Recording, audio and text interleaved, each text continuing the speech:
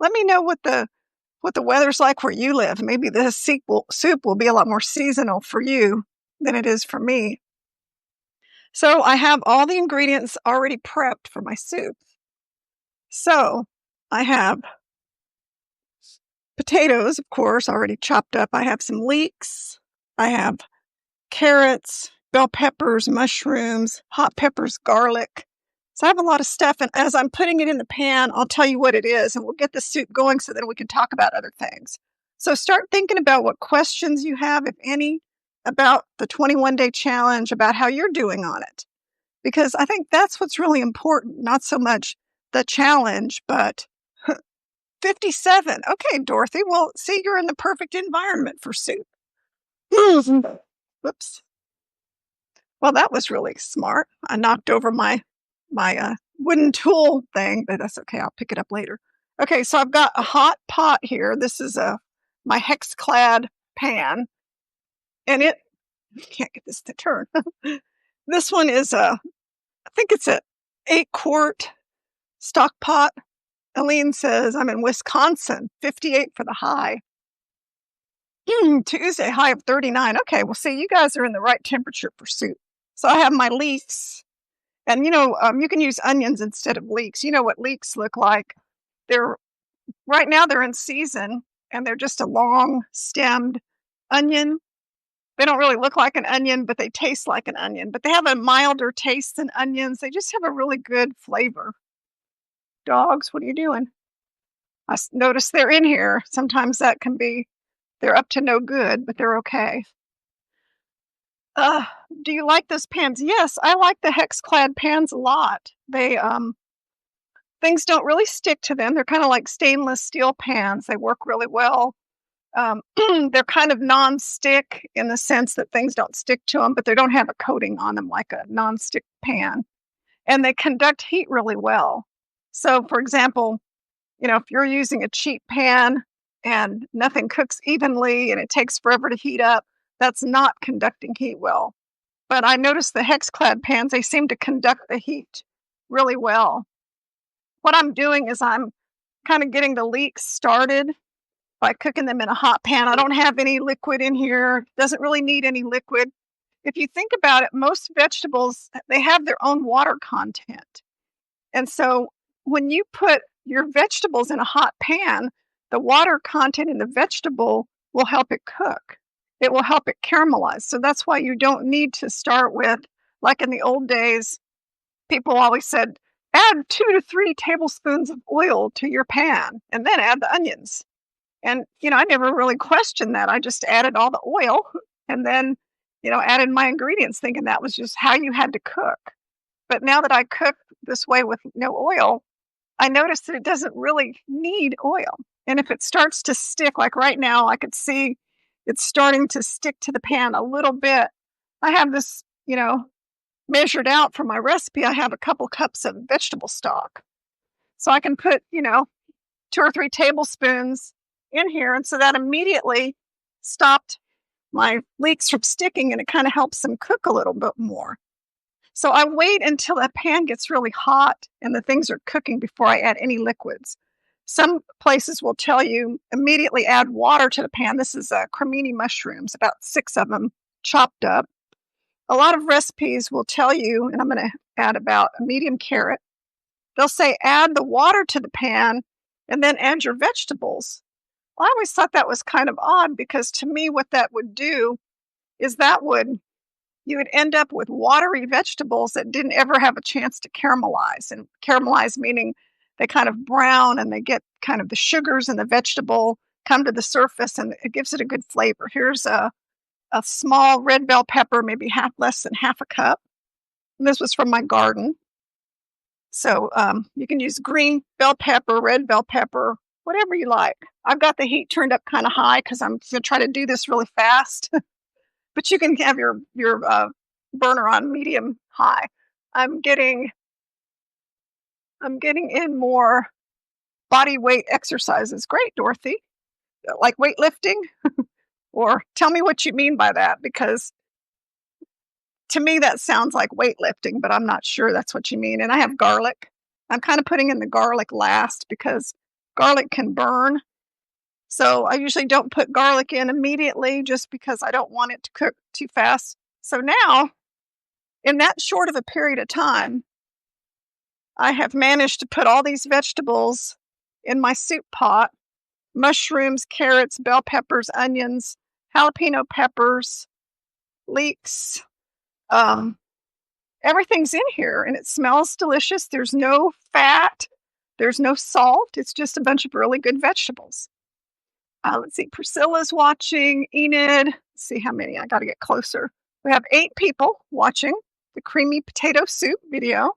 So I'm just going to cook these vegetables for just a few more minutes, and then I'm going to be adding my potatoes and my liquid. So the potatoes I have already cut up, and with potatoes, I've got them soaking in water. And the reason for that is once you cut your potatoes up, they'll start browning. And then they oxidize, basically. I'm going to put the lid on this so I'm not getting myself a steam bath.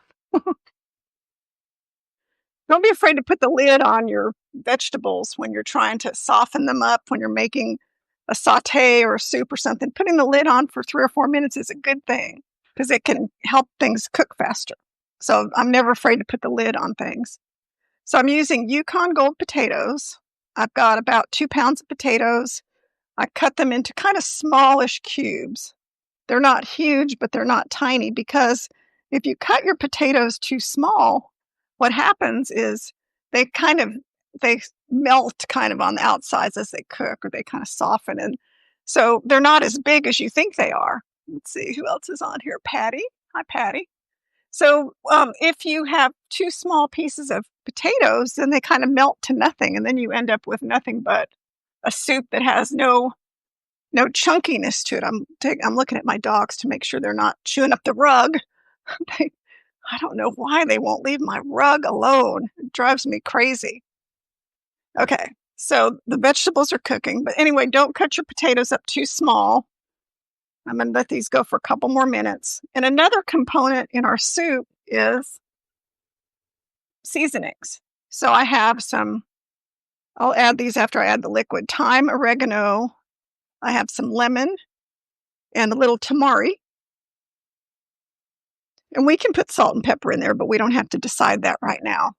And then we just cook it for 20 minutes or so until the potatoes are done. That usually takes about 20 minutes.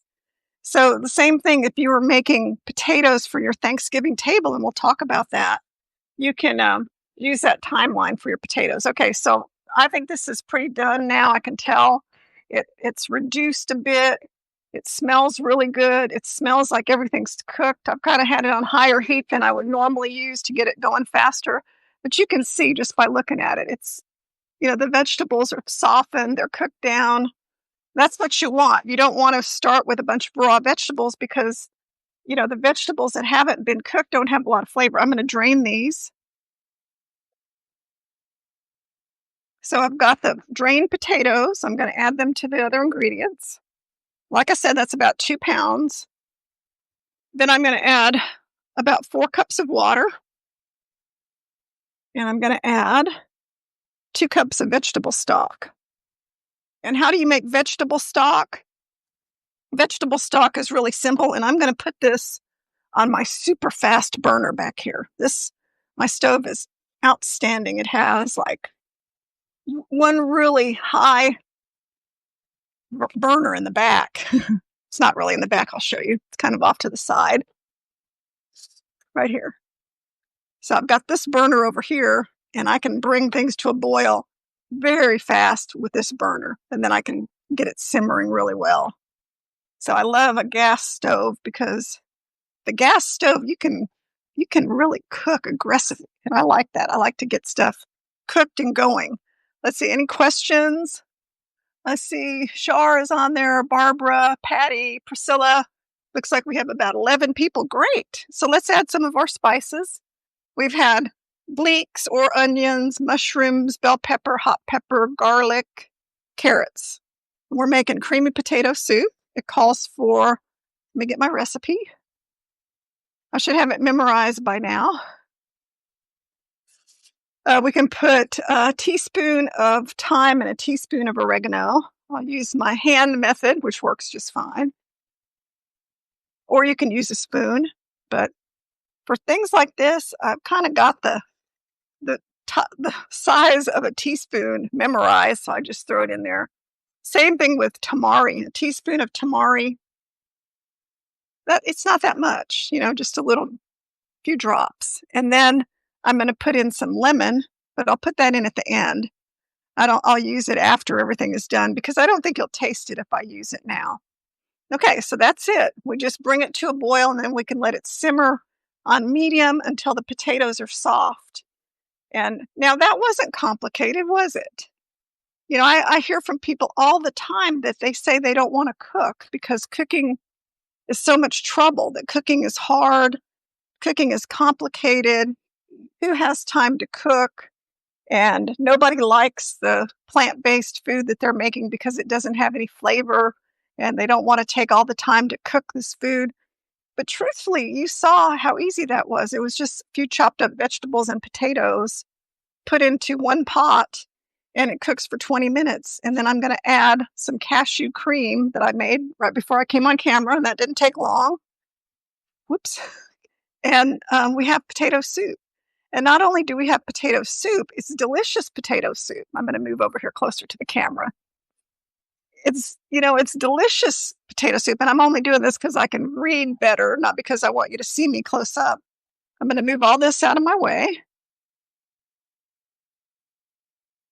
And then we can talk about some things. So those of you who are watching, there's about 12 of you. I'm kind of curious about any questions you might have if you're following my 21-day challenge. Like, how's it going for you? Are you running into any roadblocks? What have you been successful at? Anything you want to discuss, put it in the comments and I will address it. In the meantime, I have some things that I can talk to you about that I've observed. I'm on day 6. Like those of you who started on the 10th, we should all be on the 6th day. We started on Monday and it's Saturday, right? Yeah, it's Saturday. It's been a crazy week. So, we're on day 6. We should kind of be in a routine by now. And so I hear people will tell me how hard it is to get into a routine. It's just difficult sometimes because not everybody in their household is cooperative. Let's see, we had Aline today. I'm struggling because I'm suffering from a sinus headache and congestion. Nothing tastes good except lemon ginger tea. Those are hard days, Aline, when nothing tastes good. I think on those days, you just have to nourish your body and choose things that you don't mind how they taste. Like soup is good for days like that because, soup can be comforting and it can have more of a strong taste than other food, especially if you put a little hot peppers in it. Hey, Yuki. Yuki's here to say hi. You want to come up and say hi? Oh, Yuki is gigantic now. He's so heavy. I bet he weighs 60 pounds. We gave him a bath last night, so he's nice and clean. I took him for an hour-long walk this morning, and he makes walking a very strenuous activity. Trust me, very strenuous, because he is a 10-month-old unneutered male, and every time he sees a person or a dog, he has a reaction. It's not a bad reaction. He just wants to go see what's going on. So he's a handful. Okay, so if you're not feeling well, do the best you can. Eat some fruit.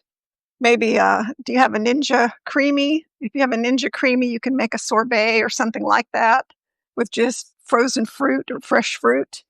I haven't used my Ninja Creamy in a while, in a couple of weeks, but I found that's very helpful for making things like a banana, nice cream, or pineapple, frozen pineapple, creamy kind of a thing. It's kind of like an ice cream, but it's not as caloric. Aline says, great, thank you. You're welcome. So what makes the 21-day challenge hard for people? The thing that I've been not doing 100% on is drinking enough water. Now, I may be drinking close to the 5 12-ounce glasses of beverages. It doesn't have to be water. It could be tea or any kind of drink, decaffeinated tea, um, anything you call a beverage. But I usually just drink water. But I don't know how much water I'm drinking because I don't carry around a measured drinking cup all the time. So it could be that I'm drinking enough water. I just don't know.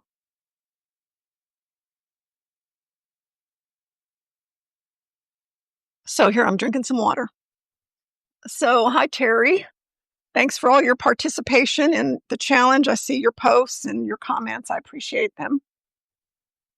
So that's mine where you see that I get 22 out of 24 check marks.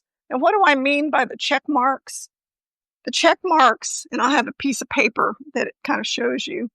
Every day, like today is Saturday, November the 15th, I have all these things that I can check off for the day. And so far today, I've had blueberries, banana, a whole grain. I had oatmeal. I've had Dandy blend. It's like a coffee substitute. I've had at least a glass of water. I've been out walking for an hour. I had a few nuts on my cereal. So, I can check those off as I go, or I can go on the app. There's an app called Daily Dozen, and I can go on the app. Okay, my soup's coming to a boil. I'll show you. So it's at the point now where I can see a lot of activity, and then I can start simmering it. I make greens, beans, tomatoes, and rice. Is coffee bad? It's a bean.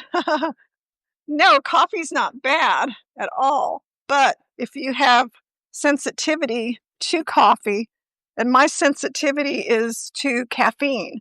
So if I consume any caffeine, it kind of disrupts my sleep. So, even you think, well, a cup of coffee in the morning, how could that affect your sleep at night? Well, for some people it does, and I'm one of those people. So I kind of quit using all forms of caffeine like probably a year ago now. And I only use decaffeinated things like Dandy Blend, which is made from different roots, and it tastes really good. I have it with a little almond milk and some date syrup. That makes it have a really good flavor. And then I have that one. I have 1 cup of that in the morning. I don't have it all day long. I just have 1 cup in the morning. Or sometimes I would have herbal tea or decaffeinated tea, like wild orange tea or decaffeinated chai tea or ginger lemon tea, some kind of hot beverage. I'll have that in the morning. And when the weather gets really cold, what I'll do is I'll have more hot beverages because they taste good when the weather's cold. But, right now it's been warm, and including today, it's 81 degrees. So I don't really want to, sit and drink a hot beverage. In fact, my room here is kind of hot because I think we had the heat on. Now the air conditioning needs to be on. So back to what I was saying about what are your challenges for sticking with the 21-day challenge. For some people, they don't like to cook. And I've heard this many times about life is busy and cooking is hard. So yes, cooking can be hard, especially if you're kind of going one recipe at a time, saying, oh, okay, well, let's see, what am I going to make today? What am I going to make tomorrow? And you may not even have the ingredients around. So part of it is planning. And I have my ebook that I wrote for the challenge. And this really kind of helped me too. I wrote this ebook last year, and it's called the Chef Julia 21-Day Challenge Meal Plan. And so when I was doing that, and it's a 7-day meal plan, but when I was doing that, it was really helpful because I made a weekly menu. And so my meal plan ebook has a weekly menu where I go through what I had every day for 7 days with what I ate and how everything I ate checked off an item off of the Daily Dozen checklist. So that helped me too. But what really helped me afterwards, after I had this book, is then all my favorite recipes were in one place because I used my favorite recipes to make this ebook. So now, whenever I need to make something, here's Japanese greens smoothie, which I don't need a recipe for. My mung bean omelet that looks like an egg and tastes kind of like an egg is in here. My best, my grits that I make in the morning, and my tofu scramble that I love, my tofu steel cut oats, my best veggie burgers that I've ever made is in here. So I love it because I don't have to hunt around for all these recipes. Because even when you're a chef and you make a lot of different things, your recipes can be scattered everywhere. Like mine are in binders and online, and I can look them up pretty easily. But when you're in a hurry, it's nice to not have to look stuff up. So I printed out all my ebooks. So I have a big stack of my ebooks in printed form, which is really handy. I'm going to stir my soup. It's cooking really fast because I've got it on my super burner. So anyway, don't worry so much about recipes. Learn to cook a few things that you like. Yeah, this is cooking along really well. It's not going to take much time at all.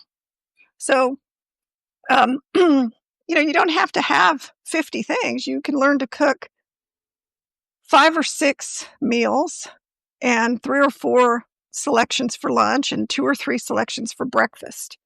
And sometimes I think about when I was growing up, people that I knew, including my family, my mother learned to make American food because that's what my father wanted her to do. She was Japanese, but he wanted her to make us American food.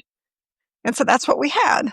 And she would make things like stew, beef stew, meatloaf, chicken, like baked chicken or some kind of chicken, and then spaghetti and chili, like the chili that people made with the packets of McCormick spices, meat and beans, whatever. We'd have stuff like that.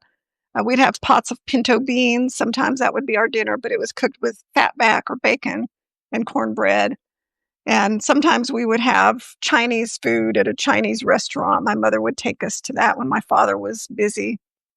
But we didn't eat a huge variety of food on a daily basis. It was kind of a rotation of very similar foods. I could always predict that we would have pork chops, chicken, meatloaf, because she thought those were the things that Americans ate, so that's what she made. And she was a good cook, so the food was good, kind of, hearty, standard American food. And then she got really busy and started working at night. So when I was pretty young, there's a bunch of birds in my yard, so that's what I'm looking at. When I was pretty young, I think I was probably between 12 and 13. One day my father said, "You're going to have to start cooking dinner because your mother's not going to be able to cook it and you're old enough to cook dinner." I said, "Okay." So I started cooking the family dinner for my father, my brother, and I. My mother would come home really late and she would make her own food. So, they would buy stuff at the store that I could make. And at that time, this would have been in the late 1960s, 68, something like that, 1968. The thing that was popular were packaged mixed foods like shake and bake. Anyone familiar with shake and bake? And rice-a-roni, and I don't think Hamburger Helper was out yet, but there were packaged foods, processed foods, TV dinners, and a lot of things that were boxes like macaroni and cheese, a lot of things that were packaged in boxes, and that's what they would buy. They would buy all these processed foods, and then I would make dinner. But I think we had the same 7 or 8 things all the time. So, when plant-based people start thinking about what they're going to eat, there's this whole thing about people saying, "Oh, I don't have time to cook all this specialized food." And I'm always thinking, you don't have to cook a lot of specialized food. I bet you didn't grow up eating. When you were growing up, your mother didn't get a cookbook out every day and say, "Let's see, what gourmet chef-inspired recipe am I going to make tonight?" No. They are parents. And I, as a parent, I had raised 4 children. I didn't look at cookbooks to cook food. I just knew that I was going to make certain things, and I knew how to make them without looking up a recipe. They were just things I knew how to make: spaghetti, hamburgers, whatever.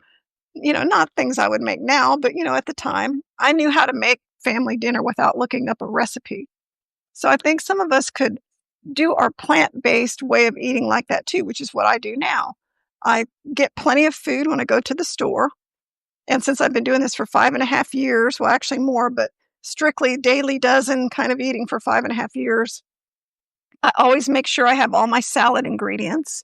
That's not a recipe. That's just lettuce, red onions, carrots, bell peppers, cucumbers, tomatoes, and whatever red cabbage. I always have those, so I don't even have to put those on my list. I just know I'm gonna eat that big salad you see in my food diary all the time, so I make sure I always have those vegetables handy. And then I think about, what am I gonna make this week? Am I gonna make chili, veggie burgers, potato soup, um, plant-based marinara sauce, and spaghetti? And that's one of the easiest things, because with the plant-based version, it's just the marinara sauce and the whole wheat pasta. Very easy. And so I just kind of think before I go shopping, what things am I gonna make this week? And it doesn't have to be 5 things, because you can eat the same thing more than once. You could eat the same thing, say, twice. So then that narrows it down to maybe 3 dishes you have to make for the whole week. And if it's a simple dish like spaghetti or a pot of beans or chili or something, that's not very complicated to make. You don't have to make it as complicated as I make it. Let's see, Char says lots of beans, rice, and soups. Sure, that's fine. Grains, beans, and soups are standard things that we eat in the plant-based way of eating. But, once you've identified the things you really like, my followers, a lot of people like my red lentil soup. They make it all the time. And so I put the most popular things in my book about what people over the past few years have said they really like. For example, basic beans and rice plate, which is, just cook some beans or buy canned beans. It tastes better with beans you make yourself. Spring rolls, those rice paper rolls where you put vegetables and tofu inside a rice paper wrapper and roll it up. That's in here because people love that. Red lentil soup, chili, black bean burgers. Those are the best burgers I've ever made. Those are good on top of the salad or, veggie bun or something. I have to leave early. Thank you. That's from Enid. Thanks for attending, Enid. It's going to be recorded, so you can come back and watch it later. Tofu scramble fried rice, or you can just make fried rice. That's one of my popular recipes. I make, just kind of a plant-based stir fry or plant-based fried rice. Those are the easiest things to make. Easy if you make it a few times and learn how to make it. After you've made it a few times and cut up all the vegetables and done whatever you need to do, it's pretty easy to make it again. Sushi, I've included a recipe for sushi in here because sushi with chickpea filling is a really good treat for sushi. And then veggie loaf with mashed potatoes and gravy. So those are some very simple things. Veggie loaf, not everybody likes any kind of plant-based loaf, but I have a good one in there, and it's on YouTube if you don't want to get the ebook. I've made lots of really good plant-based loaves, but they're made with natural ingredients. They're not made with seitan or some kind of processed soy thing. They're just made with beans or lentils and vegetables and thickened with rice or breadcrumbs. So basically, it's just beans and grains that are compacted into like a slice of a loaf. Nothing fancy, nothing strange, but with some good plant-based gravy made from veggie broth and a little bit of tapioca starch thickener, which is really just nothing but liquid and a little starch, and it makes a delicious gravy. And some vegetables, you can have this wonderful meal and savor it, and it tastes really good. So it doesn't have to be a complicated, difficult thing to make.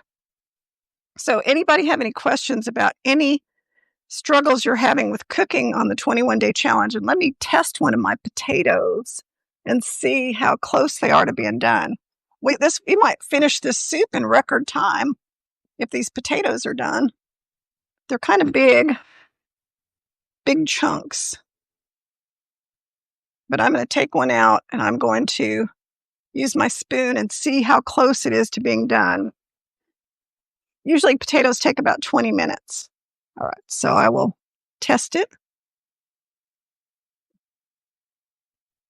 I'd say about 5 more minutes. It's still got a little bit of starchiness. So I think, it just needs a little bit longer. And I think, it could use a little salt. I didn't put any salt in my soup, but I am going to put a little bit of kosher salt in there. I'm going to use the end of my spoon so I don't put too much. It's about the equivalent of, say, half a teaspoon of salt, kosher salt. And then we're going to put in the cashew cream. And one thing I found out about this potato soup is I made it the other night, and it was kind of strange. Julia Buttermore is on. Hi, Julia. When you come over tomorrow, you can have some potato soup if you're hungry. I guess you're going out to dinner, so maybe not, but I'll send you home with a cup of it. So the potato soup story, why I wanted to make it for you is because, let's see, we came home from our trip, I think it was November the 9th. So we had just gotten back from our trip. It was a Sunday night right before I started the challenge. And there was nothing to eat in the house, no groceries, just some frozen food. And I started looking in the freezer for something to make for dinner. And I found one container of potato soup, just one. It maybe had a cup and a half of potato soup in it. And I thought, man, I wish we had 2 servings of that so I could make it for my husband and myself. There's Lydia's on. Hi, Lydia. Thanks for all your participation. I enjoy seeing your posts and your comments. So anyway, I took that potato soup and I defrosted it quickly in the microwave. And I got a pot out, not a big one like this one that I'm using. Right now I'm using this huge pot, and it's just bubbling away. It's almost done. But then I had just, a normal size pot. And I put the defrosted potato soup in there. And I thought, okay, what am I going to do to make this more, beef it up more so that I have enough for 2 people? Beef it up, that's probably a bad expression to use for plant-based people. How I can bulk it up, make it more volume. So I had 2 Yukon Gold potatoes sitting out on my counter in a big bowl. And they weren't very big, but I said, hey, I've got 2 more potatoes. And then I thought, in my freezer, I had some frozen cashew cream in little portion cups. And I had 1 container of cashew cream. And I always have vegetable broth because I have the vegetable broth base, the organic, better than bouillon vegetable base. So I had that. So I took the better than bouillon base and I added it to about a cup and a half of hot water and made vegetable broth, threw it in there with the other soup that was already in there. And then I added those 2 potatoes. But since I was in a hurry, I didn't chop them up super small. I just kind of left them chunky. And then I added the cashew cream and it all came to a bubble boil. I simmered it until the potatoes were done. And then I told my husband, I said, I've got some potato soup for us. I added a little bit of tamari and, some seasoning blend, some, garlic pepper, something to spice it up a little bit. And then I served it, but it was like such a treat. And one thing I realized when I made that potato soup the other night was that I like the chunkiness of it. Better than bouillon, isn't it salt heavy? Yes, Patty. Better than bouillon has like 700 milligrams of sodium per teaspoon. So how I use it is I use it very sparingly. So like for 2 cups, I use half a teaspoon. And so half a teaspoon in 2 cups of water, it still has 300 and something milligrams of sodium. But if you spread out 300 milligrams of sodium over 8 servings, it's not a lot of sodium. So yes, don't use liberal amounts, like don't take your spoon in there and get big glops of it. I always measure it out with a half a teaspoon measuring spoon. But you're right, it can be high in sodium. I am not a no sodium person, and I never have been. I use sodium. Makes sense, yeah. I use salt in my food, but sparingly.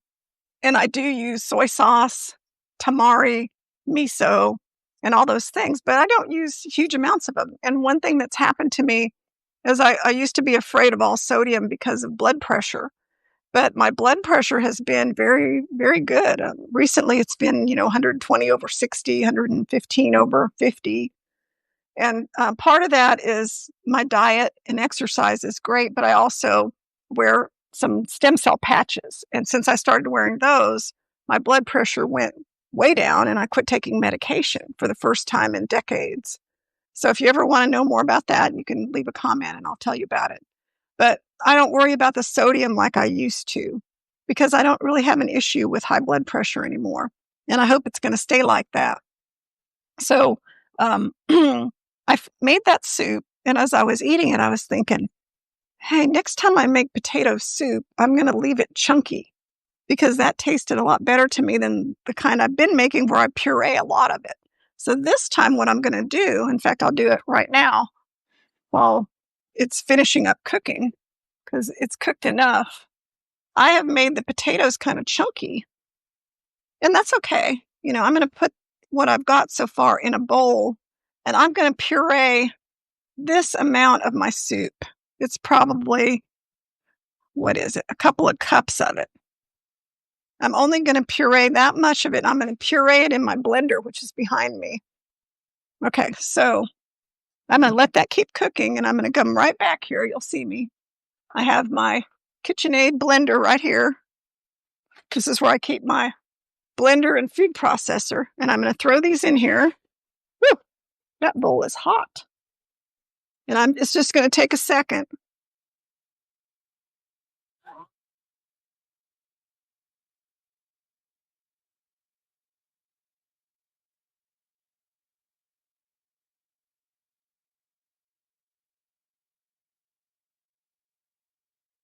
Well, it took like 15 seconds. And then that's long enough that pureed the potato soup. And now I can put it in with the other, and that will thicken it up without having to puree all of it. So, for example, when I used to make it, I would put the immersion blender in it and blend it up with that. But I'm not doing that today because I decided I liked it chunkier. So I'm going to put this and how this turned out from just being in the food processor that long. Okay, sounds interesting about the stem cell patch. Even with restriction of sodium, my blood. Oh, hey, so that's what happened with me. My blood pressure stayed high even though I was on medication, and I was watching my sodium, and I'd be thinking, what the heck? Why is my blood pressure still high? I'm walking every day. I'm taking medication. I was taking losartan. I was doing everything following the healthy plant-based diet. And then a friend of mine was using the stem cell patches for pain management. So I got some to give to my son for pain management. And then I thought, well, I'm going to use them too. Maybe they'll help me. And I never really thought, what I needed help for. I wasn't thinking about my blood pressure at the time. I was thinking about, just they're supposed to help you reverse age, like help you look younger longer or whatever. So I was kind of attracted to that idea. So I thought, okay, I'll try them. And after, of course, I've been using them for over a year, and I didn't notice anything about my blood pressure until quite a while later. It's not a drug. It's not transdermal. It's not a drug. It's a patch, and it doesn't do anything. It doesn't emit any kind of drug. So it's not something you need a prescription for. Anybody can get it. Okay, so I'm going to try this again. So I've thickened it somewhat with the part that I took out. Now, if you like it thicker, you can take more out. And now I've got the potatoes here and the part that I've thickened, so it's a little bit thicker. Now the potatoes are done. So that quick, the potatoes are done. We have 18 people, and I'm going to move my soup over where we can see it easier. I'll move it over here so you can see it. So this is the soup that I've been working on. It's potato soup, but you could see the potatoes are kind of chunky. And I decided to try that because I was telling you, I made a chunky version of my potato soup one night at the beginning of the 21-day challenge because I had nothing in the house and I had some potatoes sitting on the counter. So I made this potato soup, and it was really good. I kind of enjoyed it better, watch out, than my other version, which was kind of, pureed down quite a bit. So I'm adding my cashew cream. Let me get my other tool that works better with this. This is a Beast blender, which works really good on stuff like cashew cream. So I had a cup of cashews, and I'm going to put in probably all of it to make this really creamy. And I just added half a cup of water and a cup of cashews that had been soaked in boiling water. And I'm adding that. This little tool that you get for the Beast Blender is really helpful because the Beast Blender has all these little grooves in it. And if you don't have the right tool, you don't get out all the stuff. See, now we have 18 people watching. Okay, so this is going to be a creamy soup from the cashew cream. Now, some people don't like to use cashews, so a lot of people that don't use cashews will use things like white beans to thicken soups like this up. So you could puree some white beans and use that instead of cashews.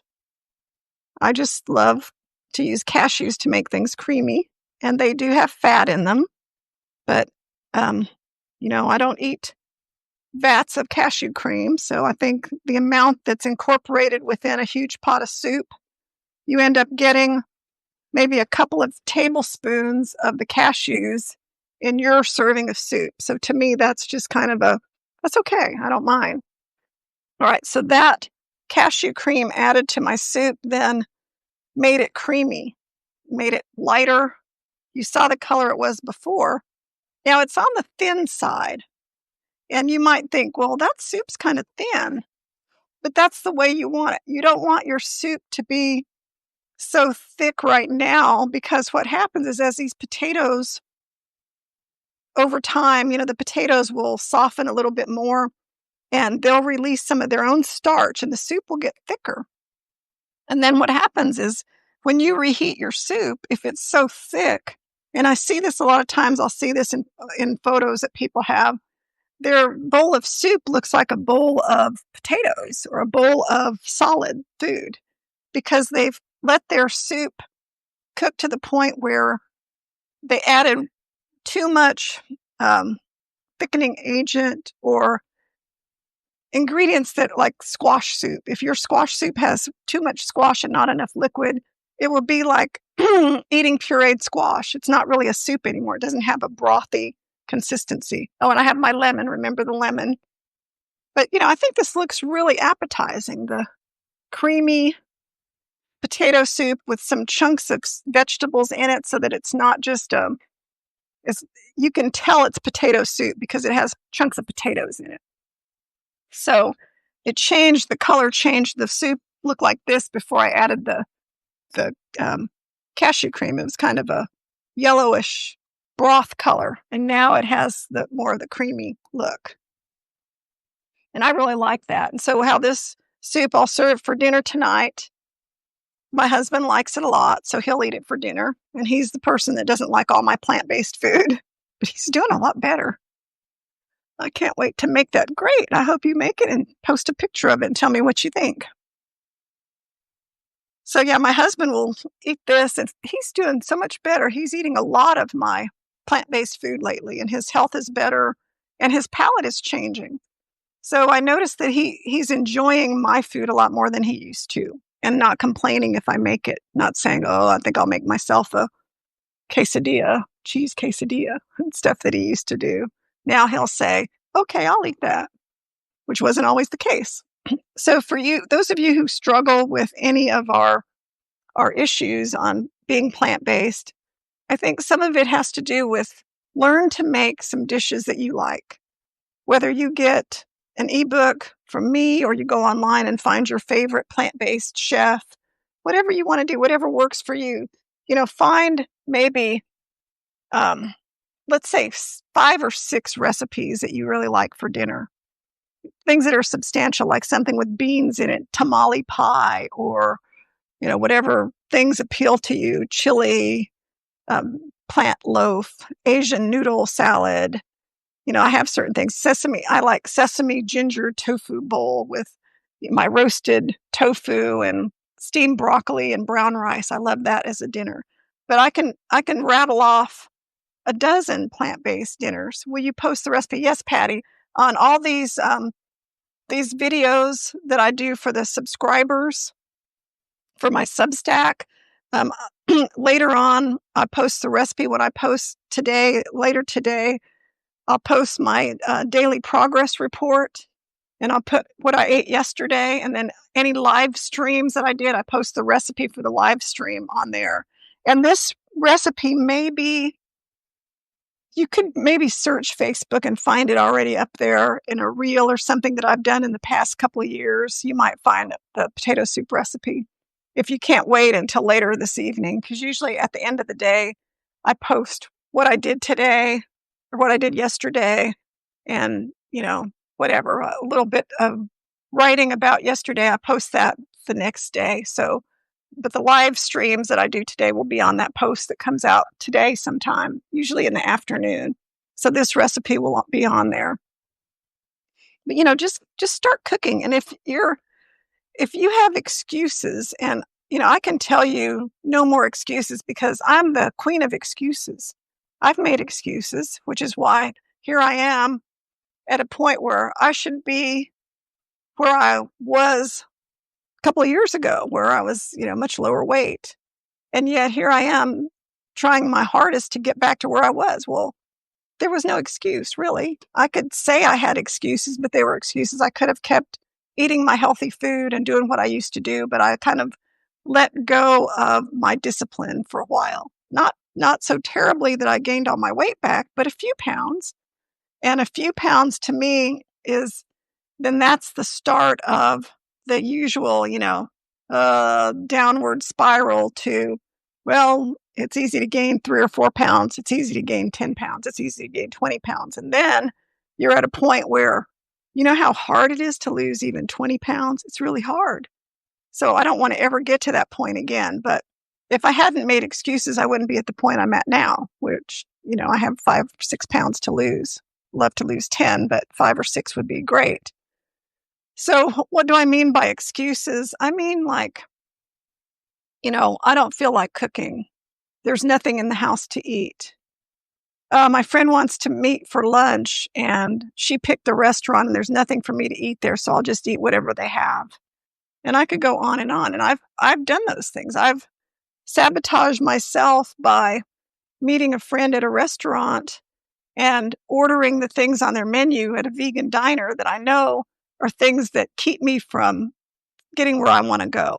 I know that because they're high sodium, they have some fat, some oil, very, very calorically dense things like, veggie burger with a bun and whatever, like for me, those kind of things immediately, I might not gain a lot of weight, but I sure won't lose any. And so that'll set me back. It's like 1 step forward, 2 steps back. And that's the kind of thing that gets in my way. Drinking my water. But I do know that the very same restaurant that has veggie burgers also has salads. And their salads are really good. And I can order, in fact, last time I went, I was more proactive. I had the Southwest salad, and it came with quinoa, beans, and lots of vegetables. And it had sour cream, guacamole, and ranch dressing, but they were all, on the side.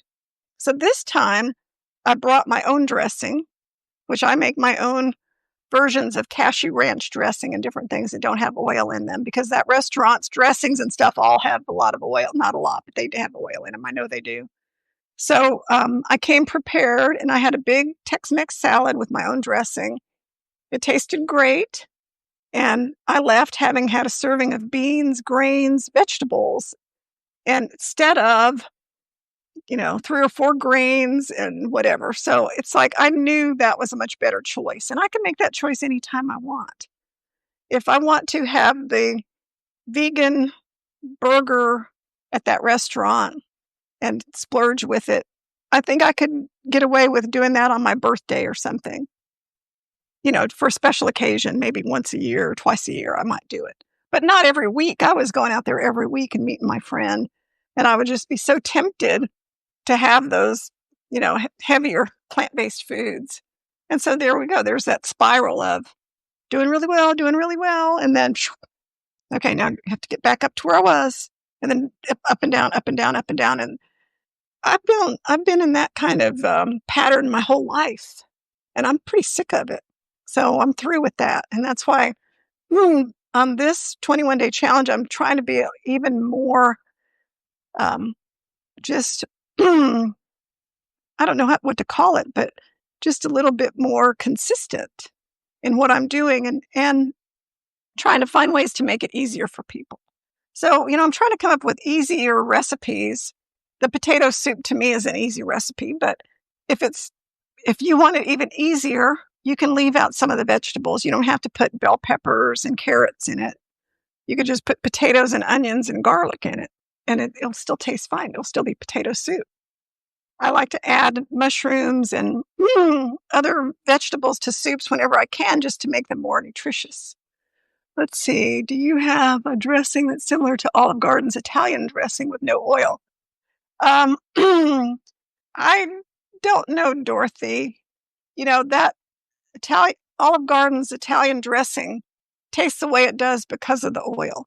So when you try to remove oil from oil and vinegar dressing, you end up with a vinegar-based dressing that's very sharp. The only thing you could do to make it somewhat similar is add something that would give it a little more richness, like what people will add would be white beans, cashews, or tahini. But then it's not going to taste like an oil and vinegar, but it's going to taste good. It'll have an Italian flavor.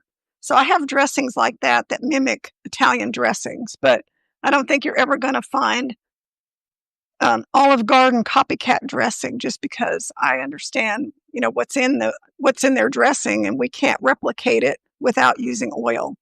But we can have something that tastes good that's an Italian dressing. And I'll look and see if I have anything that's similar in my collection of salad dressings.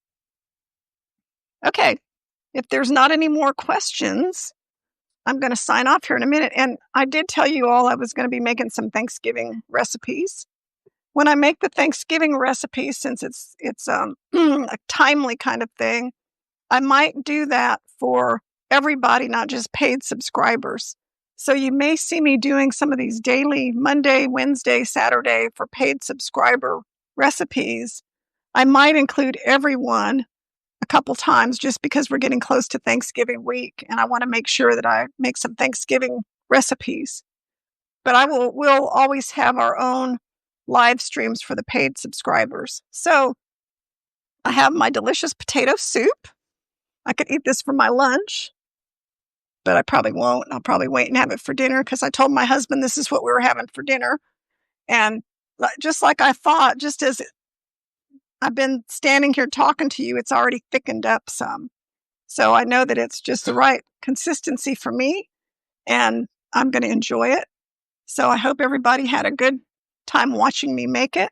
And I will serve this with some salad. So I'm trying to eat at least one or more big salads a day. So this is perfect with a big salad tonight. So I hope you guys make it. And I'll be back on Monday. Not sure what I'm going to make yet. I think I told y'all I was going to make the stir fry. So I may be making my stir fry on Monday. And then I think Wednesday, I may do an extra video or two with the Thanksgiving recipes next week, because then I can freeze them and use them for my Thanksgiving dinner. All right, everybody. Thanks for watching. Bye-bye.